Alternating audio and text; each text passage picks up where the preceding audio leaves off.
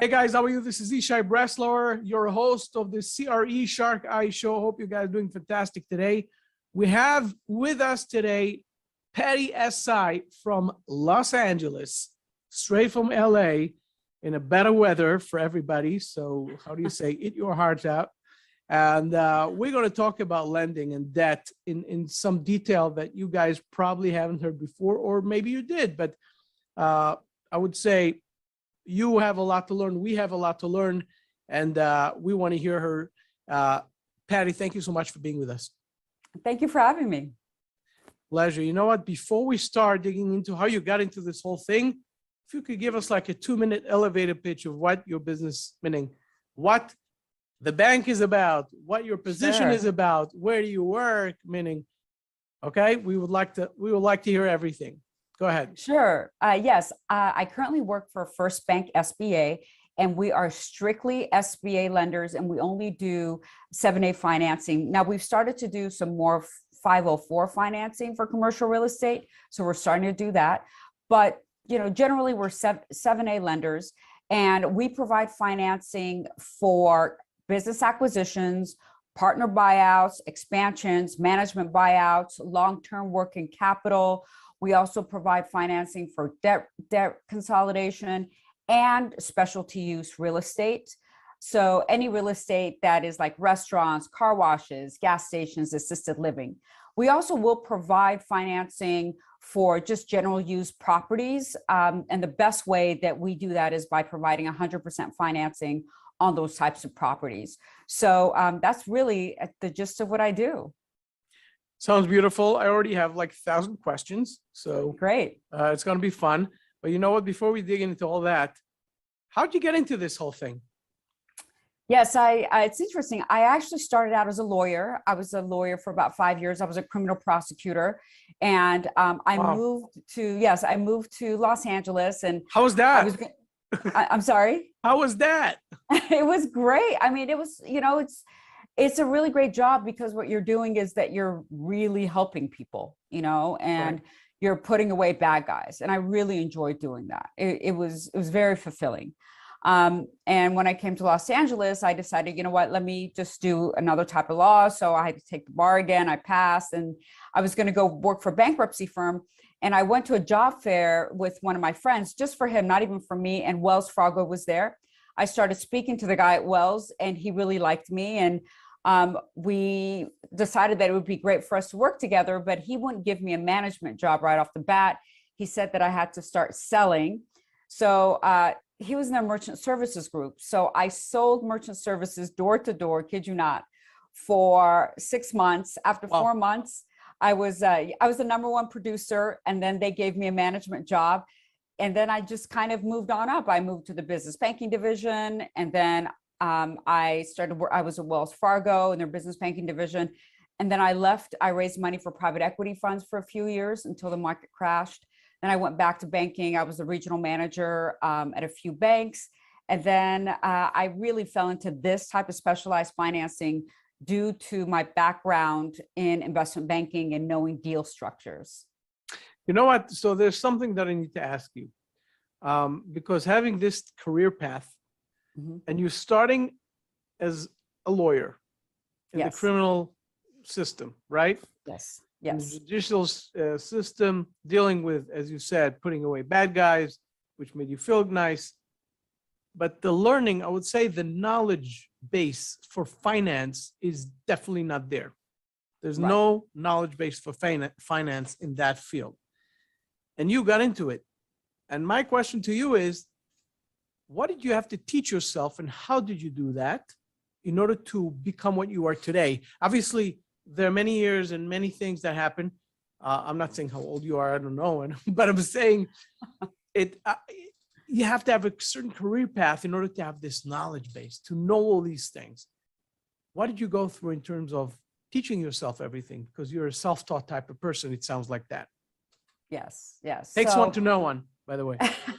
Yes. So I think one thing important to really think about is the skill set that you have as a prosecutor is very similar to the skill set you would have in sales. because as a prosecutor, you're selling your story to the judge or the jury. So you really have amazing sales skills as a prosecutor. So I went into finance on the sales side. So I brought that with me.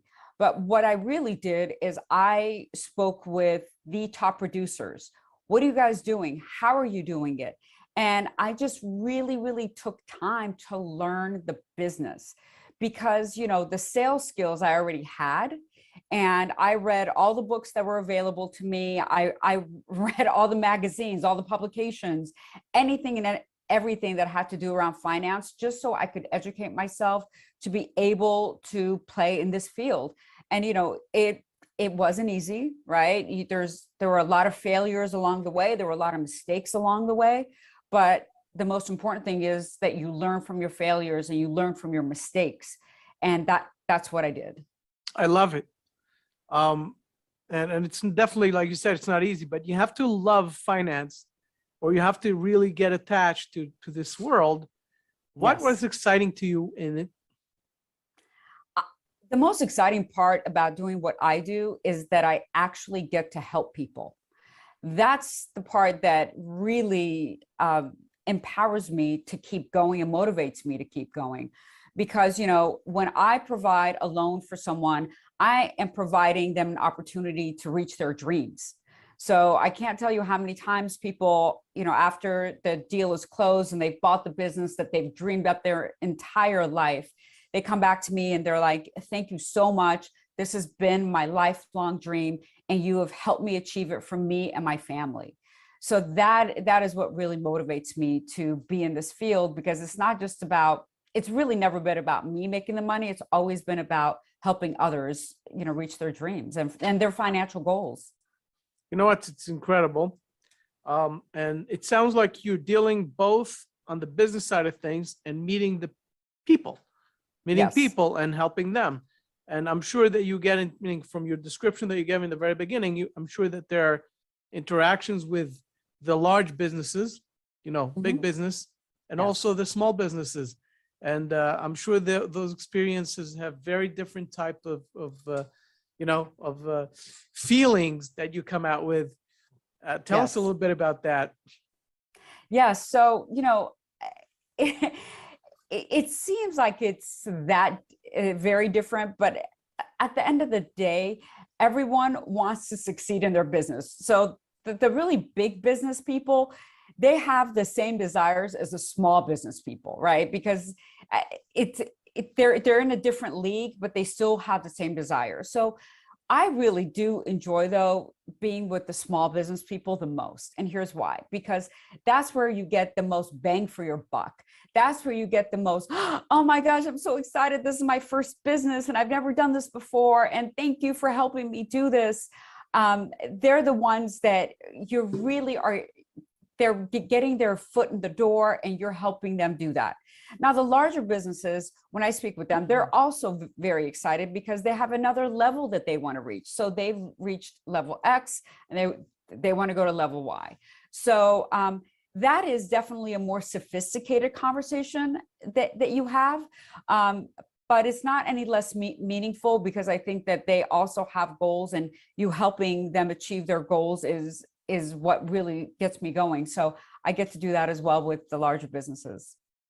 Well, what a perspective. You know what? Digging into exactly what you do today, meaning you came through all types of loans, obviously coming from financing in terms of the sales part of it, the sales, and that's a great way, by the way, to get in, because everybody needs a salesperson. And to train a salesperson, you don't need to know everything, because if someone needs like a deeper education, then you move them up to another person to close. But a salesperson is a great way to start. And then you became what you are today, basically, which is basically you originate the loans yourself, and you go through all the details. And you know what? We are a commercial real estate show, so we're going to start from the commercial real estate side of things. And what I want to ask you is, please, you know what? Before we talk about commercial real estate, before we talk about any type of business, can you please explain the type of loan that you deal with today? Because I know it's exciting. So if you could tell us just about that for now, and then we'll take it from there. Sure. So for a commercial real estate, we do 7A financing. We also do 504. Like I said, we're starting to do that, but mainly it's 7A financing. And those loans are 25-year fully amortizing loans. So they're great. And they're typically for specialty use real estate. So gas stations, car washes, assisted living, restaurants, anything that's non-generic type real estate is what we would finance, because typically you don't use the 504 program for those loans. You can, but it's just difficult. Most banks won't do it. So we use the 7A program. And then you can all. I just want to ask one question. I'm sorry. Well, I want to take it from there. You said car wash, restaurant. You gave another example because I have questions about those. Go ahead. Yes. Gas stations, assisted living. Okay, go ahead. Yeah, anything that's specialty use, that's a single use property. Interesting. Okay. And here's the question. Why do you need a special loan for those? Because they have higher risk. That's why. Because what happens is, for example, if you have a generic piece of real estate, let's say a warehouse, right? And at any given time, if, for example, the loan goes bad, the bank can liquidate that property, and it's a lot easier to liquidate a property that's generic. So another business can come and buy it and do whatever they want with it, versus something that's specialty use. So if it is a restaurant and it has a kitchen and has all that, if you're going to sell that property again, you're going to have to find another restaurant buyer, right? You can't make a restaurant into a hotel, and hotels are also specialty use. So the risk is a lot higher, and that's why you use the SBA 7A program, because when you use the SBA loan, I don't know if most of your listeners know, the government provides 75% guarantee on that loan. So the government tells the lender, hey, lender, if you do an SBA loan under the program, if the loan goes bad, we will guarantee 75% of the loan. So that allows lenders to take more risk. I got it.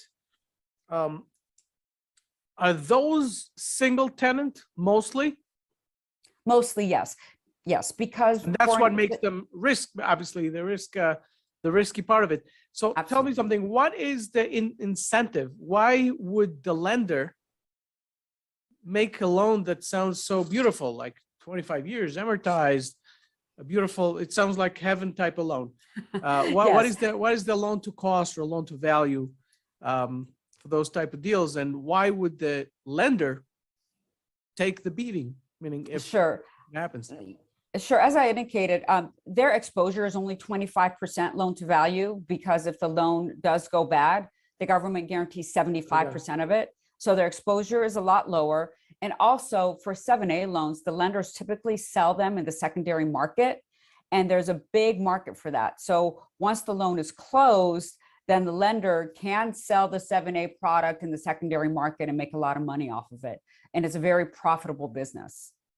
Is it sold as a bond, meaning it's like you actually bundle it with other loans? So you bundle the loans. Yeah, you CMBS? Bundle the loans. Yes, you bundle them and you sell them. Yes. I got it. So it's one of the CMBS type of a thing. Mm-hmm. And what is the rating for those for the most part? It really, you mean the rating for the loans itself? For the rating for the bonds, meaning obviously it's the loans, but when you form a bond, meaning when you come into CMBS sure. and you have like this bundle, okay? Yeah. And you want to sell it as a bond, obviously, because that's what it's sold in the free market, later on. What type of ratings do they get? You know what? I don't know. Having said that these are high risk type of loans. Yes, and unfortunately, I don't know the answer to that because I don't work in that area at all. I don't know very much about that. So for the loan itself, yes. Yeah, I again, like I said, I don't know what the rating is for the loans, but I know that there's a huge market for them, and that's the amazing. Premiums. Yeah, and the premiums on those loans are pretty high. I mean, they fluctuate, but anywhere between 9 to 13% sometimes are the premiums on those loans when you sell them. That's incredible. Yeah. That makes it so attractive and so amazing. Yes. Tell me something. you know, when you have those type of businesses, like you said, assisted living, car wash. By the way, are hotels also in this sector? Yes. Or Yes. okay, so Yeah, hotels, because hotels single is like a use. whole Yeah. big thing. Yeah. All these businesses, when it comes to that, you have many times either a ground lease, sometimes it's a classic type of a triple net, you know, a situation, and many times those type of things are the landlord is not connected to the business at all. So who gets the lending, the business or the landlord? Is that a real estate type of a loan, or it's the land, meaning, or it's for the business? So all SBA financing is lent to the business, and the business has to occupy the property by at least 51%. So if you're going to buy a piece of property through the SBA program, your current business has to occupy the property by at least 51%.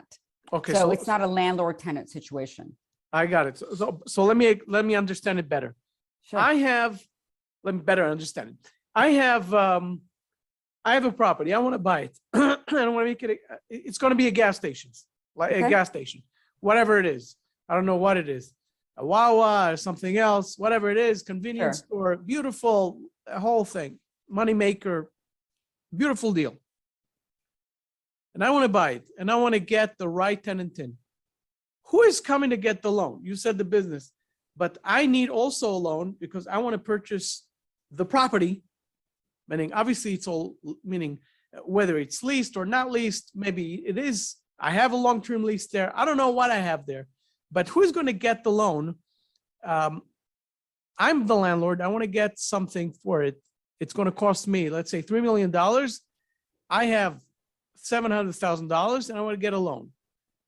Can I get that loan? Or it's just, or I have to get the tenant first and then I'll be able to get the loan? Or no, you have to be the tenant. You have to be the tenant. I got it. It has to be at least 51% occupied by your business. So you can never have, like you can have a piece of property. Let's say you can buy a building, okay? And then your business, let's say you're an architectural firm, for example, occupies 51%, and then you can lease out the other 49%. But you have to at least occupy 51% of the property, and the loan is given to the business. So your business has to cash flow for the loan. So the cash flow of your business has to be enough to pay the entire loan back. I got it. So going back to the question, because I'm really trying to understand if I'm buying it. So I have to own a part of the business, but it sounds like that if there's a landlord and you have already a prospect, you have a tenant, and he's coming in, he can get the loan. Is it only for him? Can you enjoy it as a landlord? Is there a way that both tenant and landlord can enjoy it, or it's not? It's just no. It's not. The tenant has to buy the property from the landlord. Oh, he has to buy the property from the landlord. I got it. Yes. So this works mostly for the McDonald's types, like that are coming in and they're just getting the whole thing, meaning they're getting the building, they're getting the ground, they're getting the whole thing, and obviously they own the business.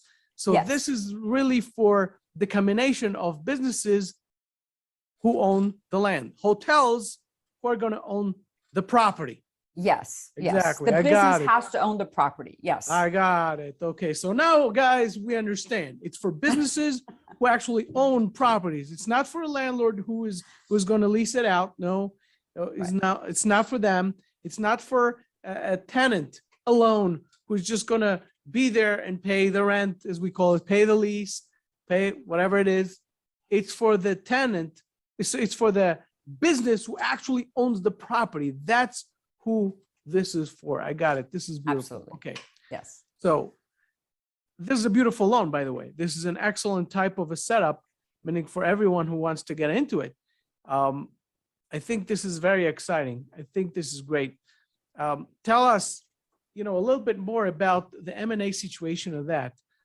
Sure. So before we get into that, let me tell you another thing that you can do that is even more exciting is that when you use the 7A program for commercial real estate purchases, if it is a rent replacement deal for our bank, for example. So let's say that your business, you have your business, you're paying rent at your current location, okay? Now, either you want to buy that location or you want to move your business to another location. If that is the case, we can provide you with 100% financing. So that's even more exciting. And we roll in the closing costs. Yeah, we can even roll in improvements, all of that. So you don't even have to come out with $1 out of your pocket for those types of transactions. And it doesn't have to be specialty use. It doesn't have to be a car wash, whatever. It can be generic use. But if that is the case, you're replacing your rent payment with the payment for our loan, we could do 100% financing on that. So that's Would that include really 1031 exchanges? Yeah, I mean, I don't see why not. I mean, if you're just moving your property, yeah, as long as you have the money, sure. And it's 100% financing on those. That's incredible. That's very good to hear. So anyone who got into this situation and now wants to move forward and move to another property has the possibility of getting 100% financing. This is really, really amazing. All right, this is great. Okay. Now I want to really, get to another exciting part, which we don't get to talk about it a lot, obviously, and you get to see it, the M&A situation. So what I want to know is, obviously, I want to focus more on the bigger business type of things, okay? Sure. We'll talk about the small business later, but first let's start with the big businesses, because they buy commercial real estate, and they buy commercial real estate entities and companies and corporations, et cetera, to swallow them in and have all these properties inside. How does that work in your world? So in my world, that's a little tougher because our maximum loan amount is $5 million through the SBA, because we only do SBA financing. And SBA requires a personal guarantee from anyone that owns 20% or more of the business. So that automatically knocks out a lot of like the private equity guys and those larger businesses, because they don't want to provide a personal guarantee for those loans. Right. So you need someone who directly owns the business. Yeah. So someone that directly owns the business, and they have to provide a personal guarantee. And a lot of those private equity guys with the larger companies do not want to do that. Yeah, right. Exactly. You can't really do it. Yeah, exactly. Right. That makes sense. Can you give us like a sort of an example of a deal that you went through, obviously without disclosing names and stuff? Just give us an example of an exciting deal, and how did it work, the complexity, the creativity that you had to use. That's going to be exciting to hear. Sure. So we had a deal where there was an existing, it was a dental lab. So this person owned a dental lab, and he wanted to expand. So he wanted to expand and purchase another dental lab. So first of all, in that type of expansion, we were able to finance the expansion, 90% loan to value, so only had to bring in 10%. And he also wanted to buy that property. So that now he's buying the business and he's buying the commercial real estate. And in our business, if the commercial real estate is worth $1 more than the business, you can do a 25-year amortization on the entire thing. So he came to us because other banks weren't that creative. They were like, okay, well, you have to do 2 loans. You have to do one for the business acquisition and one for the real estate, or they didn't really know how to structure it. They didn't know how to work around it. And they weren't really able to provide 90% financing. And so we were able to think through that, and we do a blended amortization if the business is worth more. But in this instance, the real estate is worth more. We did 25-year amortization on the entire thing. He only had to do 1 loan, which was a lot less complicated, only had to bring in 10%. And he was very, very happy because it was like really the best solution for him. And he got to occupy and expand. So that's just one way to think through it. And then we've had other businesses where, it's a combo commercial real estate business acquisition, but the business is worth more. So if that's the case, you do a blended amortization, which comes to about 16 to 17 years. So, and it's also, still 1 loan versus like having 1 loan for business acquisition at 10 years and 1 loan for commercial real estate at 25. Oh, how exciting is that? this is such it's a different world and a different perspective that you get when you do all those things. It's amazing. Yes. What type of interest rates and what type of, real numbers, if you could bring us down to earth type of how it is, like the loan, Yeah. the interest rate, how much is in the numbers, what a business Sure. needs in order, to actually survive and Sure. make the debt service. Sure. Right. So for commercial real estate, we look for a debt service of 1.2 in the most recent year, which is really good. We go out 25-year, fully amortizing, and the rate is prime plus 150. So whatever prime is 3.25 right now, is plus 150. And that is a variable rate that adjusts quarterly.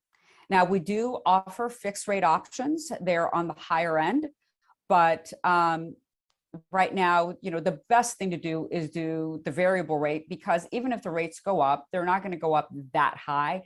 And the prepayment penalty on commercial real estate loans for the 7A program is only 3 years. So it's 531. So after the third year, you can refinance, no problem. And we'll do, like I said, 90% loan to value on most, and then on rent replacements, we'll do 100%. So that's for commercial real estate. And then for mergers and acquisitions, debt service coverage is 1.5, which is a little bit higher. And we will go out 10-year fully amortizing. But on those loans, there's no prepayment penalty. So you could pay them off at any time. And the rate is prime plus 250. And that is a variable rate, again, that adjusts quarterly. There are fixed rate options available, but just at a higher rate. Sounds to me like people would start saying, I want to now own the property and I want to own the business. It's so exciting. It's an amazing thing.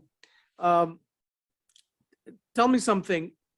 In order to get into the process, it sounds to me that due to the fact that these are very creative loans, they require the knowledge because they come and touch the real estate and touch the business. And this is a business within a business. The real estate is a business of its own, and then the business on top is a business of its own.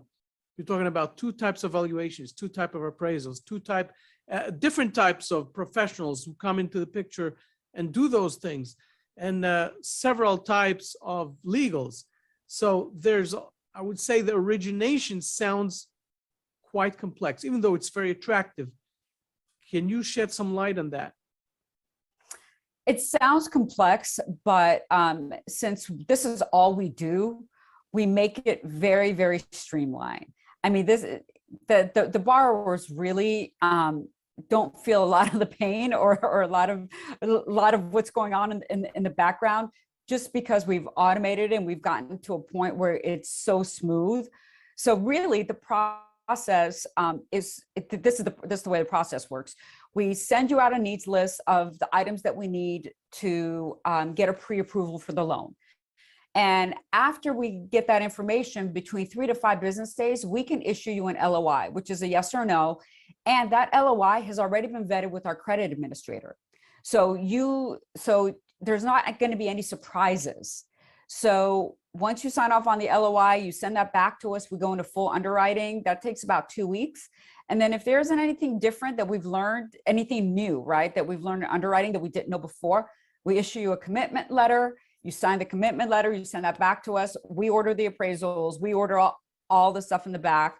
And then it's 2 to 3 weeks to get the appraisals back and 2 to 3 weeks for closing these list items. So within a month, I could get the money.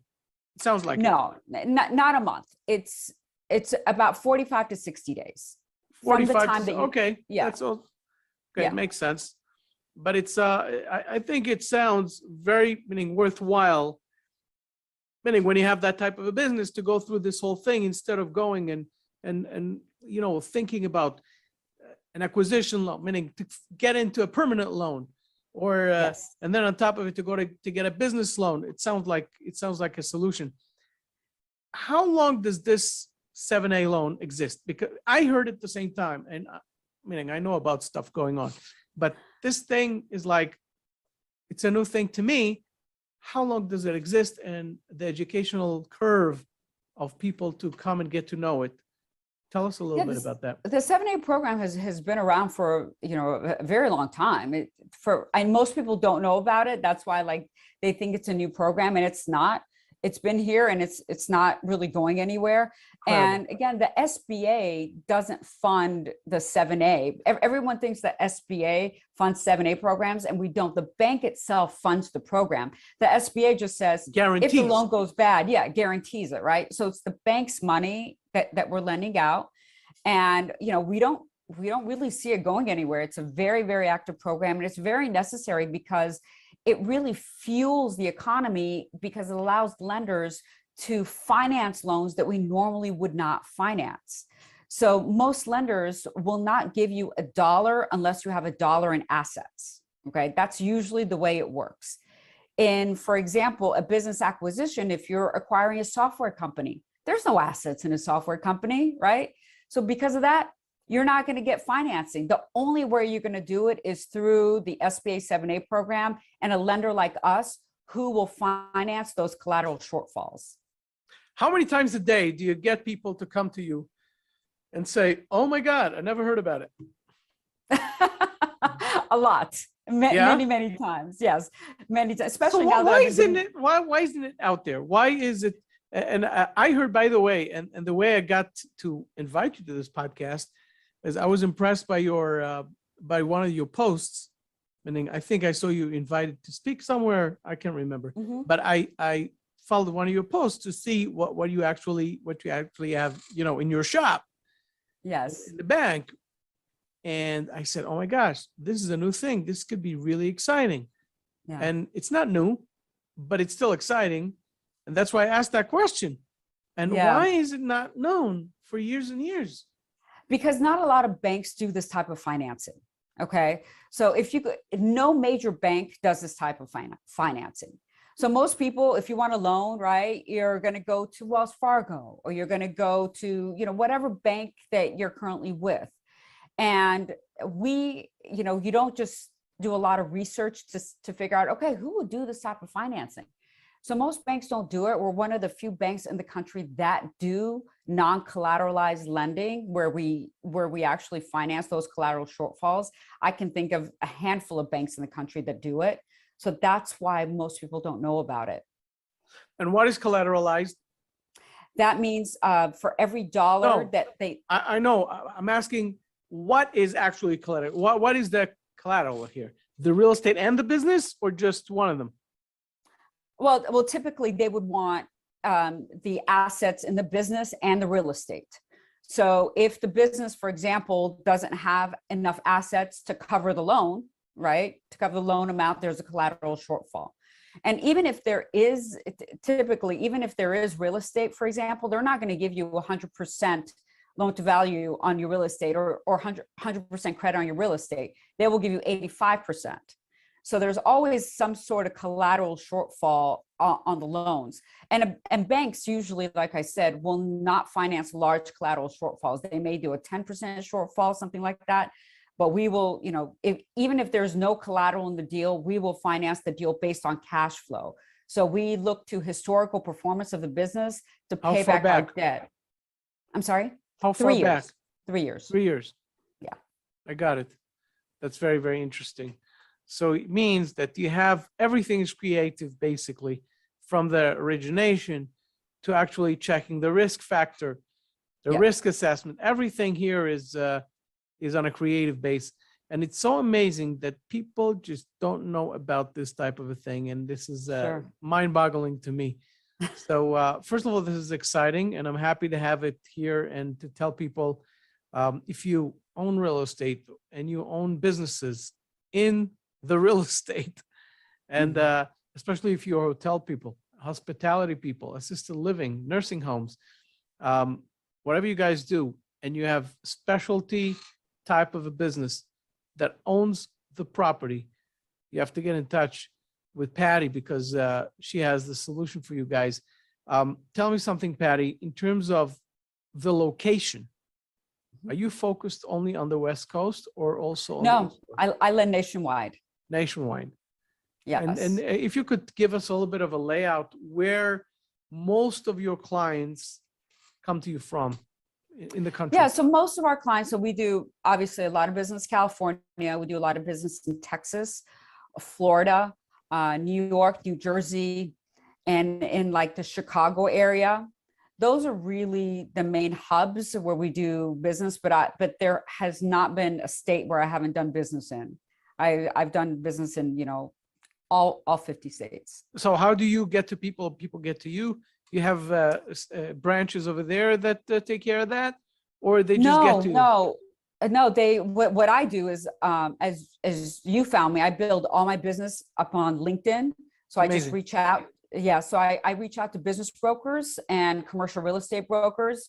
And I tell them exactly what I do. And like you, most people have no idea that this type of financing exists. So that's where I get most of my business. It's amazing. And how functional were the commercial real estate brokers, meaning the finance brokers, were to your business? Oh, huge. I mean, I get all of my business that way. I mean, I would say 99%. There are times where people will just come to me directly that they want to buy a business, but 99% of my business comes from M&A intermediaries, you know, M&A bankers, brokers, commercial real estate brokers, loan brokers. 99% of my business comes to me that way. That's amazing. Investment bankers, et cetera, also probably. Yes, investment bankers where they get deals that are too small for them, or a lot of these investment bankers want to branch out and do deals on their own, where they are able to provide personal guarantees. So that's when they come to me too. I got it. You know what? We learned an amazing thing today. We learned an incredible thing today, and this is really, really exciting. You know what? I think we'll leave it that. That's incredible. If you could tell, before we said our goodbyes, if you could give a tip for people who come, first of all, you know, going through a career path just like yours, who came from being, you know, an attorney who has nothing to do with finances and taught herself everything. What would you suggest to people who want to change careers, shift careers in the middle of their lives and do something different, or go to finance or go to another thing that requires finance knowledge? Give them a tip how to do it. First, you have to believe in yourself and take a risk. You have to take that risk because there's, you know, the old adage, no risk, no reward. So it's going to be risky. It's going to be scary, but you're going to have to take that leap. And if you take that leap and you put your heart and soul into learning this new project or this new business that you want to do, and not be discouraged by failures, not be discouraged by your mistakes, you will succeed. You just have to work your butt off and have confidence in yourself and bet on yourself. And if you do that, I promise you, you will succeed in your new career. You heard it, guys, straight from LA. What an advice. I love it. Tell us, Patty, how can people find you? You said LinkedIn. Is there a website? Only LinkedIn? You guys can see the links, of course, below or above. Yeah, on LinkedIn. You can also find me on the First Bank. It's firstbanksba.com. I am also on that website. Or my email is PEHSAEI@firstbanksba.com. Beautiful. I love it. Patty, thank you so much for being with us. Thank you for educating having us me. with this. You're welcome. And educating us with this tremendous aspect of debt, which for me was a revelation, and I'm sure for many other people who are listening. And keep on doing what you're doing. It sounds amazing. Thank you so much. This was a lot of fun. Appreciate you having me on. No problem. My pleasure. You guys, I'm going to